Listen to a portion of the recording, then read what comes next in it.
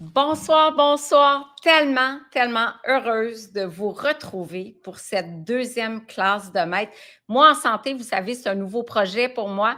J'ai déjà mon entreprise alimentaire, mon entreprise de cosmétiques et j'avais envie de vous offrir une plateforme d'éducation en ligne. On ne fait que commencer et déjà les commentaires sont super bons. Merci de votre confiance. Je vois qu'il y a plusieurs personnes déjà au rendez-vous. Marjolaine, Sylvie, Nancy, Louise, bonjour. Vous êtes dans toutes les régions du Québec, donc très heureuse de vous avoir avec moi. On a commencé la saison en grand des classes de maître avec Karine Sergerie. On a parlé de l'inflammation, ça vous a beaucoup plu. Et ce soir, deuxième classe de maître avec une fille que j'adore, que je vais vous présenter dans quelques instants. Ensuite, on aura d'autres classes de maître en janvier, février, mars, avril. On va faire relâche ensuite, mais tous les mois, j'invite des experts que j'aime, souvent des tenteurs ou des tentrices de maîtrise, de doctorat, des gens qui sont rigoureux, donc qui se fient sur des données probantes. C'est exactement ça que j'ai envie de vous proposer, de la vraie science, mais bien vulgarisée. Donc, vous allez voir que c'est le cas de ce soir. Elle est assez experte en vulgarisation scientifique. Sur Moi en santé, on a également le programme Docteur au carré que j'ai conçu avec Docteur Denis Boucher. En fait, Denis Boucher, il n'est pas médecin, donc je dois plutôt dire Denis Boucher, docteur en physiologie. Donc, on a bâti un programme de perte de poids de 8 semaines. On a différents forfaits. Allez voir ça sur la plateforme. Donc, pour vos budgets, on a des forfaits de 8 semaines. On a des forfaits un petit peu plus exhaustifs et on a des résultats incroyables. Vous allez voir, on a mis des photos avant, après, les gens qui ont participé à Docteur au carré. J'ai encore des témoignages des gens qui se sont abonnés, qui ont vu des très beaux résultats et qui maintiennent leur perte de poids depuis. Lynn, Sylvie, il y a plusieurs personnes qui se greffent, tant mieux. On a également Alessia. Alessia, c'est une nutritionniste en Italie. Bon, son diplôme n'est pas reconnu comme nutritionniste ici au Québec, donc elle est devenue naturopathe, mais elle a quand même son diplôme de nutritionniste. C'est mon cas aussi, c'est le cas d'Andréane, et elle pratique comme naturopathe aujourd'hui. Elle a créé Alessia pour vous sur la plateforme 6 différents programmes. On a un programme notamment pour la ménopause qui consiste en 8 séances, donc des séances d'accompagnement personnalisées parce qu'on offre beaucoup de choses de groupe sur la plateforme, mais si vous avez envie d'un suivi un petit peu plus personnalisé, Alessia est là pour vous, que ce soit pour retrouver l'énergie, la perte de poids, pour la ménopause, la santé cardiovasculaire. Allez jeter un coup d'œil sur les programmes sur moiensanté.com. Alors, sans plus tarder, aujourd'hui, le sujet, on a demandé à notre spécialiste, Andréane Martin, de parler de santé mentale parce qu'on parle souvent d'alimentation, santé physique, le rôle des aliments sur la santé physiologique, mais les aliments influencent aussi la santé mentale. Ça passe bien sûr par l'intestin, mais il y a plein d'autres choses qui vont influencer notre santé mentale. Il y en a beaucoup en novembre qui souffrent du trouble affectif saisonnier. On parlait de dépression saisonnière avant, maintenant on dit le trouble affectif saisonnier. Donc, humeur changeante, un peu plus irritable, des symptômes un petit peu plus dépressifs sans être en dépression comme telle. Et bien, l'assiette pourrait jouer un rôle favorable sur l'humeur. Bien, tant mieux, hein, ça fait à peu près 4 semaines qu'il ne fait pas beau, qu'il pleut. Donc, je pense que ça va être une conférence très appréciée. Je vous disais que c'est une experte plus de 15 ans d'expérience, Andréane. Elle a rédigé 5 livres, même, je pense peut-être 6 sur la nutrition, bien sûr, 500 conférences et plus à son actif. Elle vient de lancer Boost ton microbiote, un défi qui a rejoint ici, comme en France, plus de 8000 personnes. C'est quand même impressionnant. Je pense que ça vient de se terminer, là, mais ne manquez pas ça pour l'année prochaine. C'était un défi gratuit en plus. Et à travers la clinique qu'elle a fondée, Epitelia, elle accompagne des milliers de personnes pour le confort digestif notamment, puisque c'est sa spécialité. Je me souviens combien de cas, quand je faisais de la clinique, j'en fais plus du tout.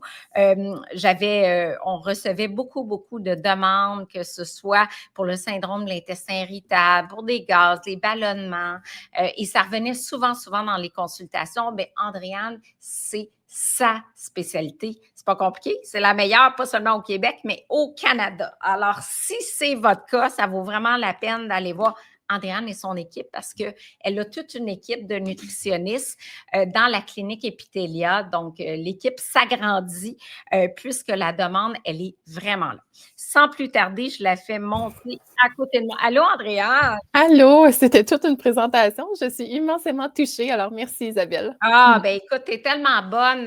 C'est la meilleure vulgarisatrice, ou en tout cas une des 3 meilleures au Québec, je dirais, pour t'avoir vu plusieurs fois, que ce soit dans des chroniques ou encore en conférence.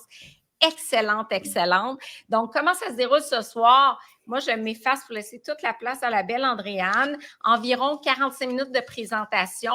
On revient, on va répondre à toutes vos questions, mais à la fin. Donc, je vais vraiment toutes prendre vos questions à la fin pour laisser toute la place à la présentation d'Andréane. Et là, on vient de trouver comment partager ton écran. Donc, moi, je m'efface, je monte ta présentation et je vous retrouve tout le monde là, dans 45 minutes à peu près.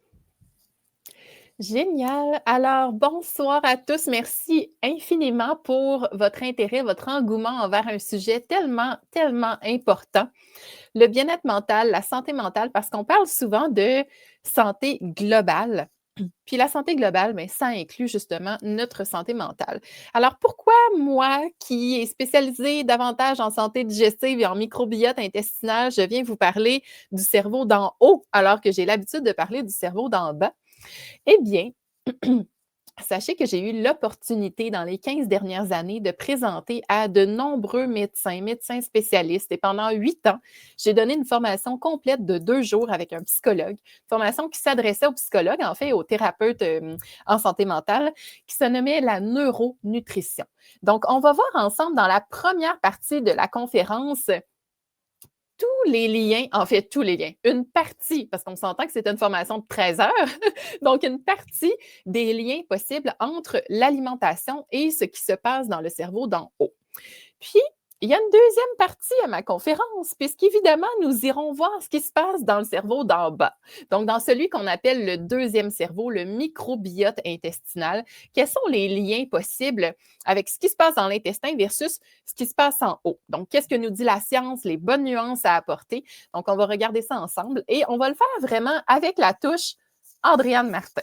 Alors, pour celles et ceux qui ne me connaissent pas, j'adore la science, j'adore être rigoureuse, mais j'adore surtout vulgariser la science pour que vous puissiez comprendre les choses. Alors, vous allez voir, je vais vous donner beaucoup d'images, beaucoup d'analogies pour que vous ayez finalement ce petit rappel dans votre tête et que les informations que je vous partage restent bien imbriquées quelque part. Alors, parfois, je vais utiliser l'humour parce que je me dis, bien, en soi, la santé mentale, c'est un sujet qui est sérieux. Tout comme le caca, c'est un sujet qui est hyper sérieux. Puis Julie Snyder, quand je suis montée sur la scène, comme vous voyez ici, m'avait même fait porter un chapeau de caca pour parler à la fois de la science, mais aussi du côté très tabou de la chose. Donc, on va aller voir ensemble tous ces mystères finalement reliés au cerveau d'en haut et au cerveau d'en bas. Et on aura quelques clins d'œil humoristiques justement à ces sujets qui sont parfois un petit peu plus tabous. Alors, voilà, on commence ça comme suit et j'ai envie de vous dire, si de rire des choses sérieuses a tendance à vous constiper légèrement, eh bien, vous serez bienvenue à la clinique Epitelia parce qu'on en fait notre spécialité. Alors maintenant, tout est dit. Je commencerai en vous nommant la règle des 4 C. Je ne sais pas si vous l'avez déjà entendu, c'est une règle qui nous vient de René Frappier, je pense, dans son tout premier livre, il y a très longtemps, sans doute qu'elle n'aimerait pas nécessairement que je mentionne l'année exacte, et elle mentionnait quelque chose de super intéressant. Elle disait « Les connaissances amènent des prises de conscience. » Et ça mène à de réels changements de comportement. Donc, on a nos 4 C. Donc, les connaissances ce soir, ça, c'est mon travail. C'est mon travail de vous les livrer convenablement, bien digestes, pour ne pas faire de mauvais jeu de mots. Et mon objectif, c'est d'éveiller en vous ces fameuses prises de conscience-là. Vous savez, ma plus belle paye quand je donne des conférences, c'est de voir l'illumination dans le visage des gens. «Ah! Ben voyons, je savais pas ça. Ah ouais, j'avais jamais vu ça de même. Hey, hey, tu sais quoi? Elle a raconté telle affaire.» C'est exactement ça que je veux susciter chez vous parce que ça maintient notre motivation à flot. Quand on comprend pourquoi on fait des changements, c'est beaucoup plus facile de les maintenir par la suite. Alors ensemble, ce soir, on va nourrir votre santé mentale. Et quand on parle de santé mentale, moi, je vois un grand casse-tête devant nous. Quand on parle de santé mentale et de traitement, je vais mettre ça entre guillemets, ou de façon finalement d'adresser la situation, on va penser à l'activité physique, à la thérapie, à l'hypnose. On pense à à la médication, on pense à plein de choses, mais souvent, la nutrition est rarement mentionnée. Alors que la nutrition, là, dites-vous, la dernière fois que vous avez fait un casse-tête, là, j'imagine que tout comme moi ou tout comme des milliers d'entre nous, vous avez cherché les coins, vous avez cherché le contour, vous avez ramené certaines couleurs ensemble. Alors, la nutrition, dans le grand casse-tête de la santé mentale, dites-vous que c'est l'un des 4 coins. C'est tellement important et je vais vous le démontrer ce soir, si bien que vous en resterez probablement bouche bée. Mais là, avant de se parler d'alimentation, on doit absolument se parler d'hydratation. Parce que, bon, on le sait, on est constitué d'eau en majorité, mais saviez-vous que 80% de notre tête est constituée d'eau? On a tous la tête pleine d'eau. Et laissez-moi vous dire que c'est une excellente nouvelle, parce que mieux on est hydraté, mieux le travail de chaque cellule se fait. Mieux les nutriments que l'on consomme. L'eau, c'est un peu comme le transporteur, c'est le train de vos nutriments dans votre corps. Donc, mieux on est hydraté, mieux les nutriments se rendent rapidement aux cellules. Les cellules, quand elles travaillent, elles fabriquent des déchets. Ces déchets-là, si on n'est pas suffisamment bien hydraté, peuvent s'accumuler, peuvent causer du tort à l'organisme. Alors, ces déchets-là, on veut qu'ils soient excrétés. Donc, avant toute chose, pour la santé globale et mentale, le premier objectif auquel on pense, c'est de s'hydrater. Mais pas n'importe comment. Donc, la qualité de l'eau que l'on boit est super importante. Donc, toujours mettre notre eau dans une bouteille qui est exempte de BPA, pas de bouteille en plastique pour éviter les microplastiques qui peuvent s'accumuler justement au niveau du cerveau. On a une eau qui est purifiée, qui est filtrée, qui est reminéralisée. Dans certains cas, on va aller chercher une eau qui est structurée. Donc, on a un petit peu de littérature observationnelle de ce côté-là, mais quoi qu'il en soit, la qualité, oui, de l'eau est très importante. Bon. Combien d'eau on boit dans une journée? Ça, c'est pas clair. On ne s'entend pas beaucoup. Les professionnels de la santé nous disent un peu toutes sortes de choses, mais quoi qu'il en soit, à la lumière de la littérature puis à la lumière de ce que nous disent les professionnels de la santé, on s'entend pas mal pour un 4 à 8 verres d'eau par jour, donc 1 à 2 litres d'eau par jour. Un peu plus quand il fait plus chaud, un peu plus quand on bouge plus, quand on parle davantage, quand on sue davantage. Donc, on ajuste finalement la quantité d'eau en fonction de plusieurs de ces facteurs-là. Donc, 1,5 à 2 litres d'eau par jour, il n'y a pas de problème. Et là-dedans, qu'est-ce qu'on inclut? On inclut l'eau plate, là, évidemment. On peut inclure l'eau gazéifiée, mais là, je ne parle pas des boissons gazeuses, là, je parle vraiment des boissons de type Perrier et autres. Là. Donc, les boissons avec bulles, il faut juste faire un petit peu attention parce qu'on avale beaucoup d'air quand on prend ces boissons-là. Donc, ça peut exacerber les symptômes de reflux ou de ballonnement. Puis on sait que c'est quand même 1 personne sur 3 qui a des problèmes digestifs. Donc, on fait peut-être un petit peu plus attention de ce côté-là. Le café, ça ne compte pas nécessairement dans notre eau de la journée, mais un café décaféiné, un thé, une tisane. Donc, il n'y a pas de problème d'intégrer ça dans vos 4 à 8 verres d'eau par jour. Bon, ça, c'est mis de côté. Hydratation, check en bon français. Maintenant, permettez-moi de vous expliquer comment, vulgairement parlant, là, fonctionnent vos neurones. Puis là, tranquillement, je vais vous amener dans mon univers de la vulgarisation. Alors, ma première question que j'ai pour vous, c'est que peuvent bien avoir en commun une cafetière ou n'importe quel petit appareil électroménager, là? Donc, prenons la cafetière et vos neurones. Eh bien, on le voit sur l'image. Pour fonctionner, la cafetière a besoin d'une source d'énergie, donc la prise électrique. Encore faut-il qu'il y ait du courant dans cette prise électrique-là. Puis il faut que le courant se rende jusqu'à bon port pour que quand on appuie sur fonction ou on, eh bien que la cafetière se mette en fonction, justement. Au niveau de notre cerveau, au niveau des neurones, les cellules qu'il y a dans notre cerveau, c'est la même chose. Donc, pour bien fonctionner, elles ont besoin d'une source d'énergie. Ce sera nos glucides, mais pas n'importe lesquels, on va le voir ensemble. On a besoin de courant. Vous savez, toute l'information qui circule en dedans de votre cerveau en ce moment, là, l'information qui vous permet de m'écouter puis de penser à une autre affaire en même temps, qui vous permet d'être assis, de respirer, de tout faire ça en même temps, là, ce sont des influx nerveux. L'influx nerveux, c'est le courant électrique. Puis je vous annonce toute une nouvelle ce soir, là. Pour fabriquer vos influx nerveux, vous avez besoin de protéines. On va le voir tout à l'heure. Et ces influx nerveux-là doivent voyager dans le corps à vitesse grand V. Donc, ça nous prend des bons conducteurs, ça nous prend des bons gras.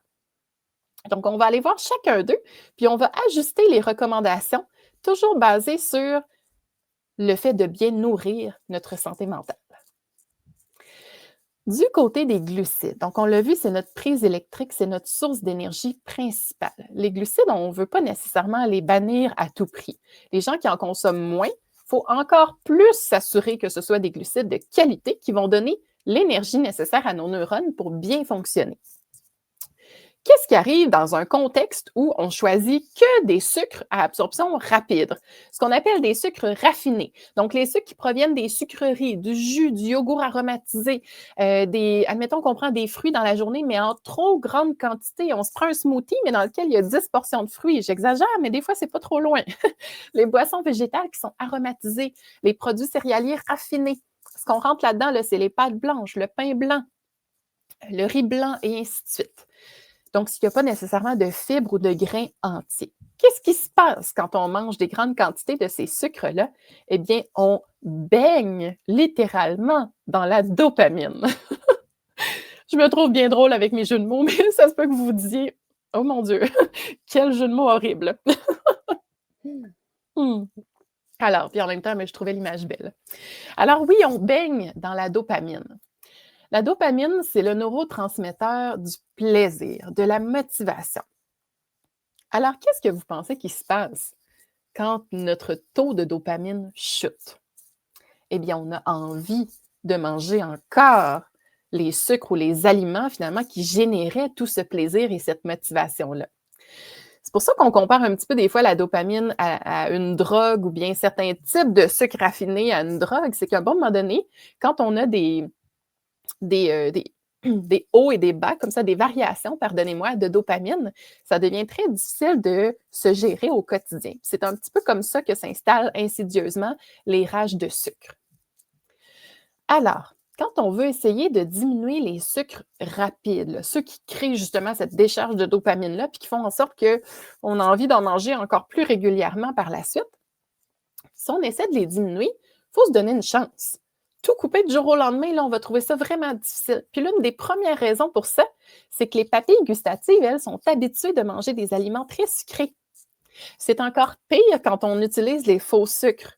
Le stevia, le sucralose, l'aspartame et tout ça, là, ça a des pouvoirs 500 à 600 fois plus élevés que le sucre régulier, même si ça passe droit et que ce n'est pas calorique. Là, ce sont des sucres qui vont titiller les papilles et qui vont nous habituer à manger sucré.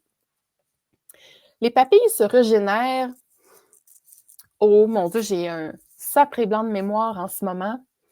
Donc, je vais vous revenir avec cette information-là un petit peu plus tard, mais bref, disons, ce n'est pas le vrai chiffre, mais disons que les papilles gustatives se régénèrent aux 7 à 10 jours, 7 à 15 jours. Je ferai ma petite recherche tantôt pendant la période de questions, ou peut-être que ça va me revenir. Eh bien, il faut laisser le temps aux papilles de se régénérer. Et les nouvelles qui arrivent, bien, elles sont habituées à la nouvelle quantité de sucre qu'on leur donne, qui est une quantité de sucre un peu moindre.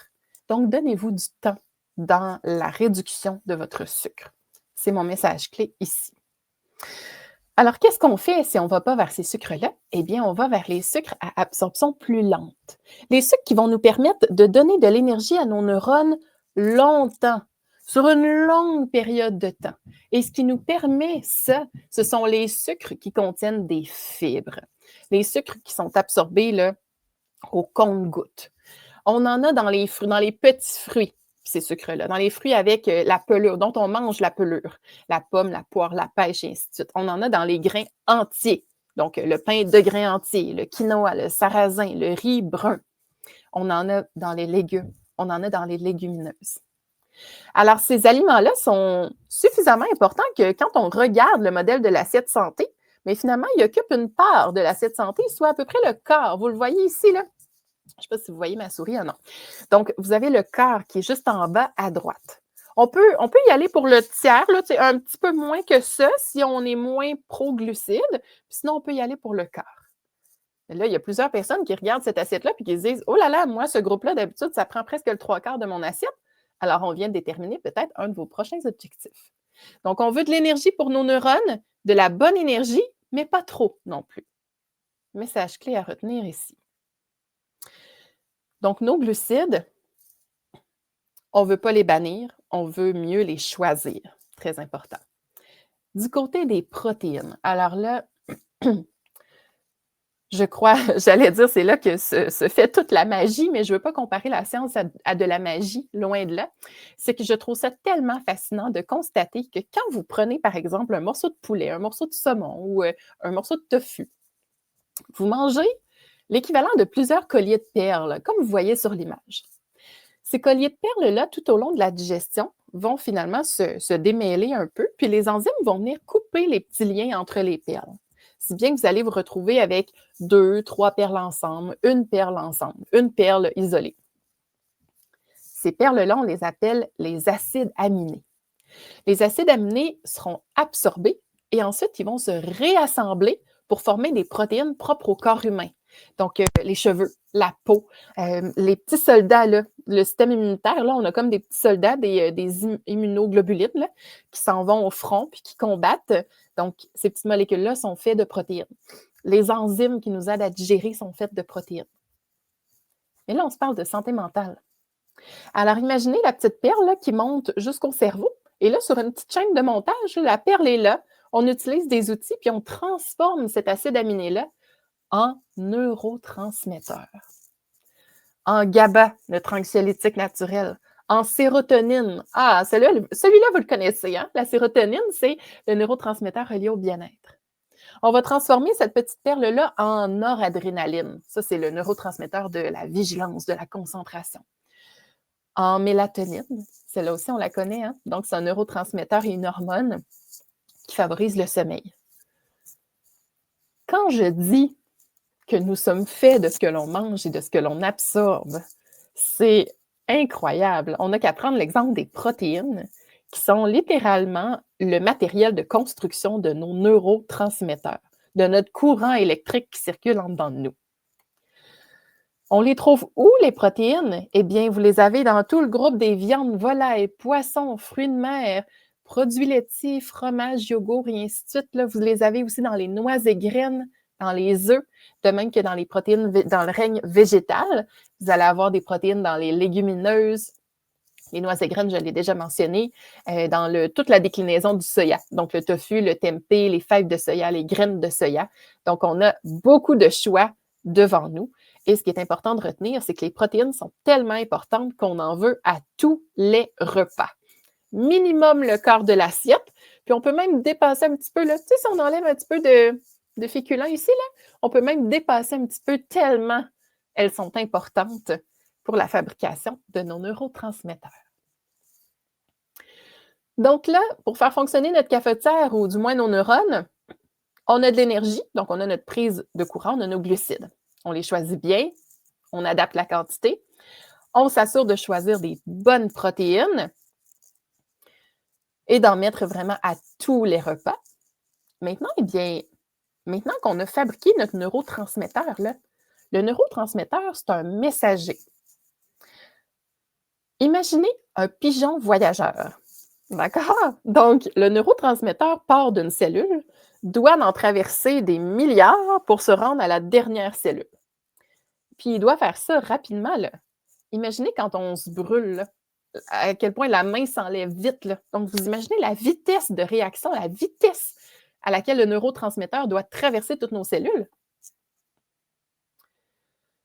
Imaginez chacune de vos cellules comme étant une petite boule, puis autour de la boule, donc la membrane de la cellule, c'est du gras. Donc, chaque neurone, chaque cellule dans votre cerveau est entourée de gras.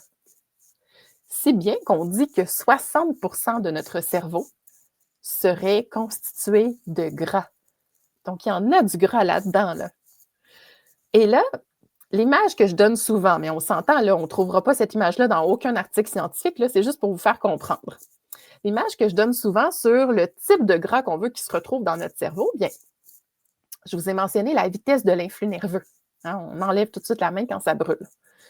Alors, si l'influx nerveux doit traverser plein de couches de gras, on préfère que l'influx nerveux traverse de l'huile d'olive fluide ou on préfère qu'il traverse de la graisse Crisco solide qui va le freiner à chaque fois qu'il va traverser une cellule? Poser la question, c'est y répondre. Il y en a peut-être même qui ont grimacé en s'imaginant un cerveau rempli de graisse Crisco. Mais tout ça pour dire que la qualité des gras que l'on consomme a une importance, oui, majeure sur nos fonctions cognitives et sur la rapidité, finalement, la rapidité du voyage des influx nerveux. Alors, c'est l'une des raisons pour lesquelles on parle autant des oméga-3 quand il est question de santé mentale, parce que les oméga-3, ce sont des bons gras qui ont un effet en plus anti-inflammatoire. On va s'en parler prochainement. Je suis certaine de rentrer dans mon temps. Parfait. Donc, on va s'en parler très bientôt, oui. Mais aussi, les oméga-3 ont une forme un peu plus fluide, justement. Je donnais l'exemple de l'huile d'olive. Là. Donc, l'huile d'olive ne contient pas nécessairement, n'est pas une bonne source d'oméga-3, mais c'est plus pour vous donner une image. Donc, l'oméga-3, c'est un gras qui est plus fluide et qui permet justement un meilleur voyagement des influx nerveux et des neurotransmetteurs. Donc, on les trouve où, les oméga-3? Parce qu'il ne faut pas oublier une chose. Les oméga-3, ce sont des gras essentiels. Qu'est-ce que ça veut dire? Ça veut dire qu'il est essentiel d'aller les puiser dans l'alimentation parce que votre corps n'est pas capable de les fabriquer par lui-même. Alors, si on n'en mange pas, on peut en fabriquer une partie là, à partir des oméga-3 végétaux qu'on trouve dans l'alimentation. Mais si on n'en mange pas, le supplément devient très important, justement pour tout l'aspect cognitif de la chose. Donc, où sont nos sources d'oméga-3? Vous les avez dans les sources végétales, mais comme je vous dis, là, la conversion n'est pas très énorme. Donc, les graines de chia, les graines de caméline, la graine de lin moulu, dans les noix de Grenoble également. Vous les avez dans l'huile de caméline, dans l'huile de canola. Donc, il y a quand même plusieurs sources végétales.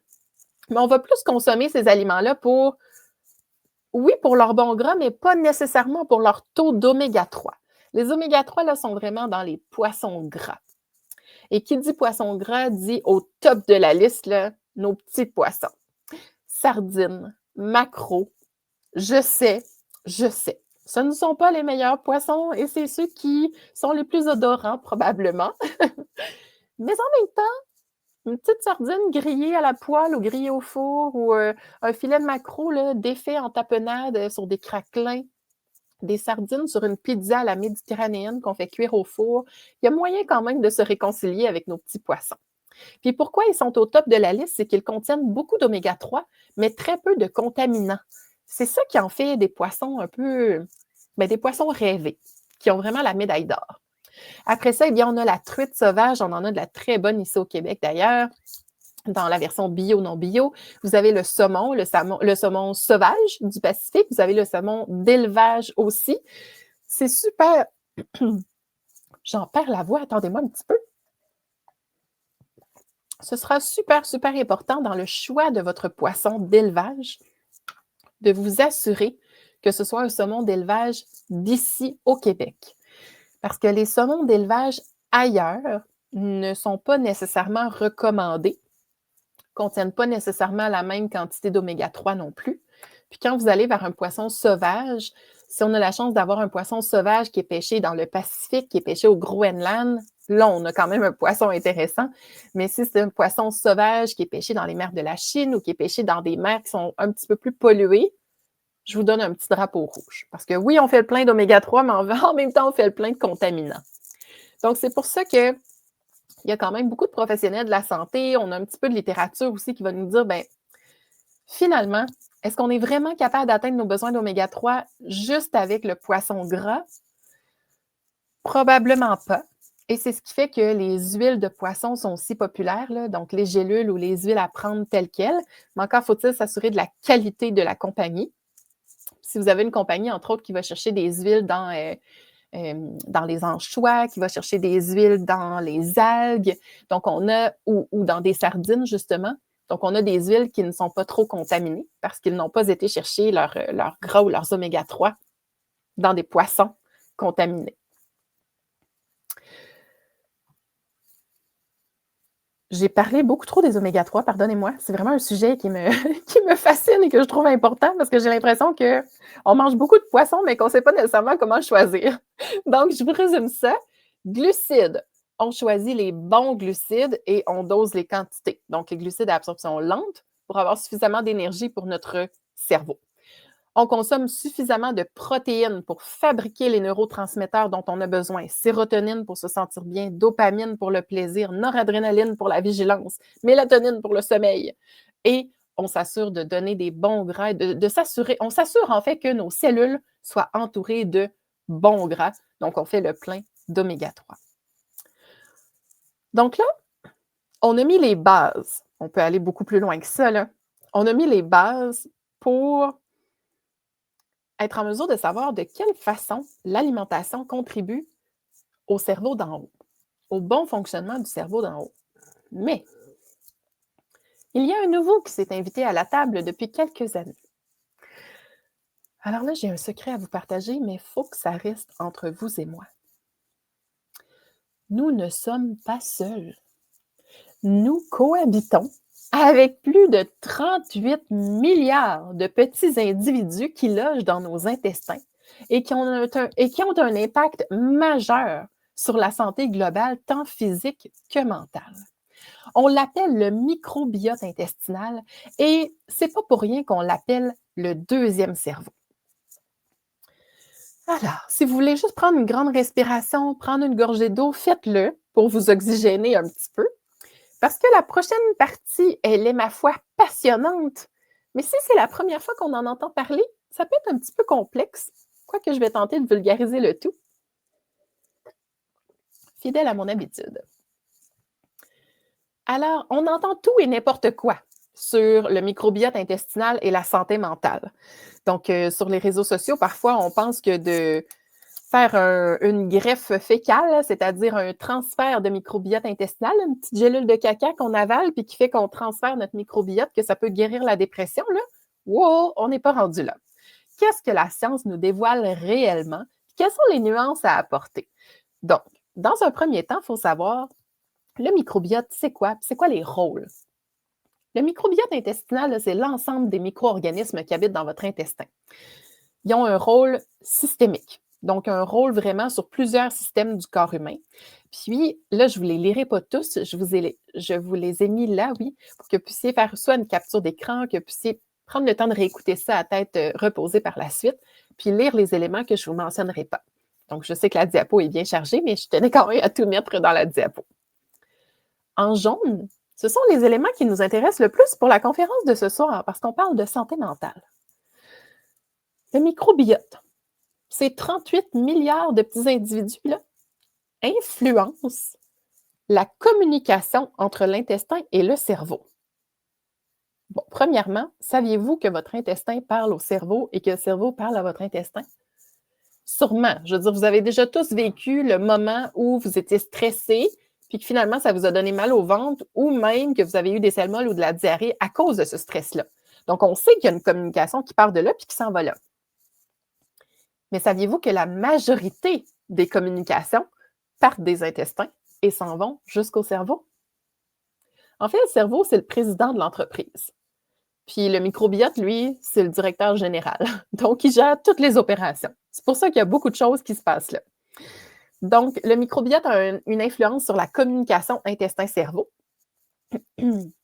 On a deux barrières qui sont très importantes dans le corps. On a la barrière intestinale, qui doit faire son travail de barrière. Parce que si la barrière intestinale est perméable, bien, il y a des choses qui rentrent qui ne devraient pas rentrer. Ça crée de l'inflammation, puis cette inflammation-là est associée à de nombreuses maladies. On a une autre barrière aussi, qui est la barrière hémato-encéphalique. Cette barrière-là, elle fait Cette barrière-là, ben, c'est une barrière. Hein? C'est une barrière entre le sang et le cerveau. Pardonnez-moi. Et cette barrière-là, elle doit aussi bien faire son rôle de barrière. Parce que si elle est perméable, il y a des molécules du sang qui vont s'en aller au cerveau qui ne sont pas supposées rentrer dans la partie cérébrale. Le microbiote intestinal joue un rôle dans l'intégrité de la barrière intestinale, mais aussi dans l'intégrité de la barrière hémato-encéphalique. Le microbiote va influencer aussi l'inflammation. Alors, en fonction de ce qui se passe dans le microbiote, on peut tranquillement développer une inflammation insidieuse et sournoise qui peut mener vers une neuro-inflammation, ou bien au contraire, ça va bien dans le microbiote, alors on vient diminuer les risques potentiels d'inflammation et on agit en prévention sur certaines problématiques de santé. Les 2 derniers points, je me permets de revenir à mon analogie de la petite perle de collier, là, la protéine, l'acide aminé, qui est absorbée et qui se rend au cerveau. Je vous donnais l'image tout à l'heure. Imaginez une chaîne de montage. Donc, la perle arrive, puis grâce à plusieurs outils, le cerveau va transformer cette perle-là en neurotransmetteur. Donc, la perle provient des protéines, mais les fameux outils là, pour fabriquer le neurotransmetteur, eh bien, ce sont les vitamines du groupe B et le magnésium. Nouvelle du jour, votre microbiote intestinal fabrique les vitamines du groupe B et favorise l'absorption du magnésium. Alors là, on commence à comprendre tranquillement comment l'intestin peut avoir un impact sur ce qui se passe dans le cerveau d'en haut, comment l'intestin peut avoir un impact sur votre santé mentale. Là, dans les prochaines diapos, je vous rassure, il y a quelques images qui sont en anglais. Je ne vous demande pas de vous concentrer à lire le texte. Concentrez-vous sur ce que j'ai à dire à la place et vous allez me suivre, vous allez tout comprendre. L'axe intestin-cerveau. Ça, c'est tout ce qui se passe là, comme communication entre l'intestin et le cerveau. Là, on se dit, mais comment l'intestin fait pour parler avec le cerveau? Ça se fait de différentes manières. Ça se fait grâce à la production de petits métabolites. Donc, les petits acides gras à chaîne courte qu'on voit ici, le SCFA. Donc, quand on nourrit bien notre microbiote, on va produire plus de ces métabolites-là. Quand le microbiote va bien, on va produire aussi des neurotransmetteurs au niveau de l'intestin, puis certaines autres molécules. Et ça, tout ça, ça a un impact sur l'humeur, le stress, les fonctions cognitives, l'anxiété, la dépression. Là, on se dit, bon, attends un peu, Andréane, là, on dirait que je ne te suis pas. OK, je vulgarise ça encore plus pour vraiment donner une image de ce qui se passe. Alors, vous l'avez ici au centre sur l'image. L'intestin produit à lui seul, le microbiote, produit des neurotransmetteurs. La sérotonine, le GABA, tous ces neurotransmetteurs-là, on se dit, eh bien, voyons, c'est mon intestin qui les produit, ça doit être eux qui ont un impact sur ce qui se passe en haut. Mais non, pas tout à fait. Parce que la sérotonine qui est produite dans l'intestin, elle est destinée à l'intestin. Votre intestin en a besoin. Mais ces neurotransmetteurs-là vont aller titiller les terminaisons nerveuses du nerf vague. Le nerf vague, c'est l'autoroute nerveuse qu'il y a entre l'intestin et le cerveau. C'est par là que certaines communications passent. Et ces neurotransmetteurs-là vont envoyer des messages au cerveau d'en haut. Une autre façon aussi d'influencer ce qui se passe au niveau du cerveau ici, c'est justement via les précurseurs, via les matériaux de construction, ces fameuses vitamines du groupe B. B pour brain, hein, le cerveau. Donc, votre microbiote intestinal fabrique des vitamines B. Les vitamines B, vous l'avez sur l'image la plus à droite.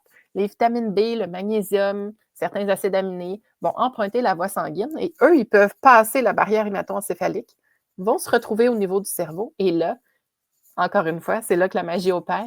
On va avoir la fabrication et la synthèse des neurotransmetteurs clés dont on a besoin pour faire une saine gestion du stress, puis pour éviter finalement les fluctuations d'humeur. Quand on regarde le microbiote intestinal des gens qui présentent de la dépression ou de l'anxiété, Actuellement, on n'est pas en mesure encore dans la science de dire, bon, mais tu as telle signature microbienne, alors probablement que tu vas souffrir de dépression ou d'anxiété, ou tu es plus à risque de dépression, plus à risque d'anxiété. On n'a pas encore de lien de causalité qu'on appelle, on ne peut pas faire ça. Par contre, on voit des associations. Puis dans les associations qu'on voit, c'est assez intéressant. Les personnes qui présentent la dépression ont une diversité moindre au niveau de leur microbiote. Ça veut dire là, qu'au lieu d'avoir dans leur grande entreprise, là, au lieu d'avoir des scientifiques, des inspecteurs, des techniciens, des représentants en vente, bien, eux, ils manquent de diversité, donc ils ont juste des représentants en vente dans leur microbiote intestinal. Donc, ça ne tourne pas rond là, au niveau de l'entreprise. Puis, il y a une réduction des bactéries qui produisent des acides gras à chaîne courte. Les acides gras à chaîne courte, c'est des molécules qui sont tellement importantes. J'en ai fait une diapo après pour que vous puissiez vraiment bien comprendre. Puis, chez les personnes qui présentent de l'anxiété, qu'est-ce qu'on voit au niveau de leur microbiote? Réduction des bactéries productrices d'acides gras à chaîne courte, puis augmentation des bactéries pro-inflammatoires. Donc, il y a des signatures, il y a des choses qu'on commence à voir, des choses qu'on commence à observer dans la signature microbienne et qui nous permettent de voir ce lien, qui permettent de tisser ce lien entre l'intestin et le cerveau. Donc là, encore une fois, je ne vous demande pas de retenir ça. Concentrez-vous sur ce que j'ai à vous dire plutôt que ce qui est écrit là, parce que je vais vous le traduire. Les acides gras à chaîne courte. On en a 3 qui sont très étudiés ici. Puis là, quand on regarde, c'est quoi leur impact au niveau de la santé mentale? Augmentation de la production de neurotransmetteurs. Que dis-je? Excusez-moi. On synthétise plus de neurones, donc de cellules dans notre cerveau. Ça, c'est extraordinaire, là. On vient réduire la neuroinflammation qui est en association avec la dépression. On vient réduire, l'inflammation qui est reliée à l'anxiété. On vient améliorer la réponse au stress. On vient supporter la synthèse de neurotransmetteurs. Tout ça grâce à la production d'acides gras à chaîne courte. Et là, je vous sens sur le bout de votre chaise, vous êtes en train de dire, oui, mais Andréane, comment on fait pour produire plus d'acides gras à chaîne courte? Comment on fait pour que dans notre microbiote, nos bactéries produisent ces petites molécules-là? Eh bien, c'est simple. On mange des fibres. Puis là, les fibres, pour faire du mal, celles et ceux qui ont déjà assisté à mes conférences le savent, là, je trouve tellement que les fibres ont été mal menées. Quand on pense à fibres, on pense à all bran, on pense à brun, ça a l'air plate, c'est pas sexy. Alors là, moi, je me suis dit, là, Andréane, il faut que tu trouves une manière de rendre les fibres attrayantes. Alors, je suis revenue à la base de mon expertise intestinale et je me suis dit, bien, dans le fond, là, science à l'appui, le plus beau des bruns naît d'un mélange de couleurs, n'est-ce pas? Alors, pour faire le plein de fibres, mangeons l'arc-en-ciel. Alors, en mangeant toutes ces belles couleurs-là dans une journée, on augmente notre quantité de fibres sans même s'en apercevoir. On mange avec les yeux, donc on adore finalement ce qui est devant soi. On nourrit à la fois notre santé mentale dans un certain sens, parce que comme je vous le disais, on mange avec les yeux et on se régale. Et on nourrit notre santé mentale parce qu'on nourrit nos bactéries intestinales qui, elles, vont produire tout ce qu'il faut pour aider le cerveau d'en haut. Quand je regarde tout ça, moi, je n'ai qu'un mot en tête, c'est l'immense pouvoir de l'infiniment petit. Quand on regarde le carburant qu'on met dans une voiture, là, c'est 2 atomes d'hydrogène, un atome de carbone. C'est juste ça là, qui permet à notre voiture d'avancer. Mais imaginez, c'est exactement la même chose avec ce qu'on met dans notre assiette. C'est cet assemblage de micro et de macronutriments-là qui fait toute la différence pour notre santé physique et mentale.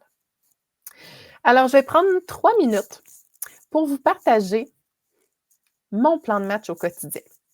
Parce que là, je vous ai raconté plein de choses. Vous allez retenir à peu près 5 % de cette conférence-là, à moins de la visionner à nouveau. Donc, le 5 % des éléments, je veux surtout m'assurer que vous reteniez ce qui colle à votre réalité. Alors, j'avais envie de faire un petit résumé de ce qu'on avait vu en vous partageant mon propre plan de match. Évidemment, il ne faut pas faire un copier-coller de ça, là. Vous prenez en fait ce qui sera bien intégré à votre réalité et ce qui va vous permettre également de vous sentir bien et de maintenir ces changements-là le plus longtemps possible. Alors, on bouge tous les jours. On s'est parlé d'alimentation aujourd'hui, là, mais l'activité physique est très importante. Importance de l'hydratation. Et pour commencer la journée, on commence avec un bon verre d'eau. On dirait que ça nous incite à continuer d'atteindre notre 1,5 à 2 litres par la suite. Malgré une alimentation optimale, il y a 2 suppléments qui sont très importants, autant pour la santé intestinale que la santé mentale. C'est notre vitamine D et nos oméga-3. Mais encore une fois, vous pouvez valider avec votre professionnel de la santé pour regarder là, au niveau de vos besoins, puis si ça ne contrecarre pas avec autre chose.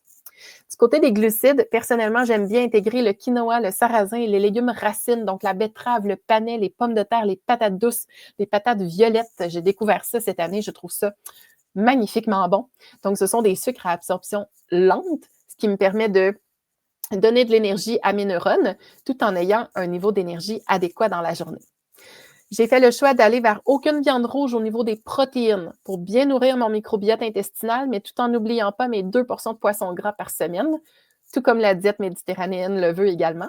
Mes 8 couleurs tous les jours, j'ajoute à ça des aliments fermentés au quotidien. J'essaie du moins. Des fois, ce n'est pas toujours évident, mais ce vivant-là a un impact majeur sur le microbiote intestinal et sur l'inflammation. Une poignée de noix tous les jours. J'utilise les bonnes huiles pour la cuisson, des huiles aussi qui contiennent de l'oméga-3, vous les voyez ici. Et pour les salades ou les pâtes là, à la toute fin, une bonne huile d'olive, là, la vraie, celle qui picote un petit peu la gorge à cause de ses polyphénols. Là. Elle est exceptionnelle pour le microbiote intestinal et pour la membrane de nos neurones, on se le rappellera. Évidemment, du chocolat noir tous les jours et j'ai spécifié celui d'Isabelle parce que ce n'est pas parce qu'Isabelle m'a invité que je le mentionne. Je le trouve exceptionnellement bon. Alors, je le mets là.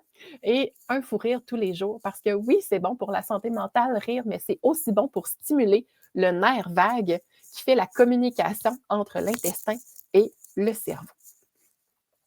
Alors, je vous invite, à la lumière de tout ce qu'on a mentionné aujourd'hui, à décliner vos propres objectifs. Et si vous avez besoin d'aide dans votre ascension vers votre propre sommet, n'hésitez pas, la clinique épithéliale, on est là pour vous aider. Notre spécialité, comme l'a dit Isabelle en début de conférence, est nulle autre que la santé digestive. Vous pouvez me trouver sur toutes les plateformes sociales, Facebook, Instagram, TikTok et LinkedIn. Et je vous laisse le code QR juste quelques secondes si vous souhaitez vous abonner à mon infolettre parce que le sujet vous passionne autant que moi. Ça sera un plaisir de vous retrouver à chaque semaine de ce côté-là.